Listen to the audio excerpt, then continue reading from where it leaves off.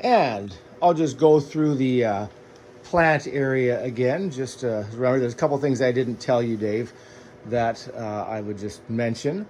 There are going to be 2 more plants in this spot here, 2 citrus plants. Yeah, most of these guys, they'll be fine. This light, blind. Ooh, where'd it go? It's really bright. Oh, it's not so bright in the video. Anyway, that one does need to be turned on, and I'd like it to be on for about 12 to 14 hours a day, if possible. I mean, whatever works is great. It's not critical. The other lights and the heat mats will come on a timer. If you wouldn't mind, when you get an opportunity, if it's not too inconvenient, it's not a huge deal. This sprayer here for just plain water. Just give them a little bit of a spritz in the morning and the evening. And like I said, it's not critical if you don't do it every day. But if you can, it's not too inconvenient, that would be fantastic. And then we've got a couple other things here. So like I showed you, Dave, this is the neem oil. And that's just in case things get a little buggy. If you start noticing too many bugs or spider mites or whatever. This is the concentrate. So you put about a teaspoonful of this into this container. Fill it up with water to almost to the top, and then put a good dollop of dish soap in there, and then just shake it up. They say you don't have to use dish soap, but I find that it clumps if you don't. And then this little waterer here is what I've been using to kind of water things, although it's not ideal because it's not very big. But if you do need to water something, if you wouldn't mind putting 1 drop of the Schultz, they do get a little bit of fertilizer over the winter, into the container before you fill it up or whatever, that would be great. And I also have a foliar fertilizer that if you wouldn't mind in the morning, maybe once a week, just spraying the leaves front and back with that would be great.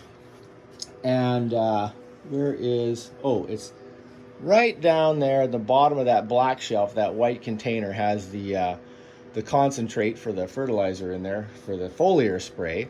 It's like 1/32 of a teaspoon, just a little tiny bit in the bottle, in the spray bottle before you fill it up. And there's the moisture meter sitting right there. And I usually defer watering until this dial gets just kind of between the red and the green, somewhere in there at the bottom of the pot. Then I'll usually water it again.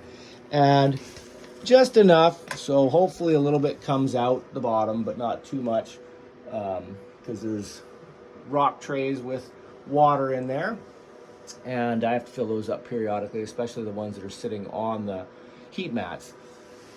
But I usually, if I have to water, I'll water first before I fill those up, of course, because the water may drain through. And then just remember this guy over here.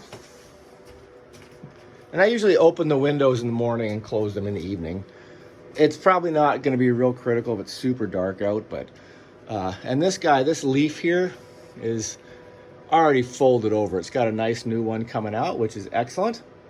And just, if you wouldn't mind just supporting it when you open and close the window, that's great. You can just leave it leaning against the window. That's fantastic. I don't think there's much else. The citrus the same things will apply to that as the bananas. And I'm sorry it's a little crowded in here. I find that if I kind of go around this way, everything should be fine. It's easy to get around. If the power does go out, which it might, then you have to reset the timers to the correct time. Otherwise, again, if you have any questions, just email us, and I appreciate it. Thank you.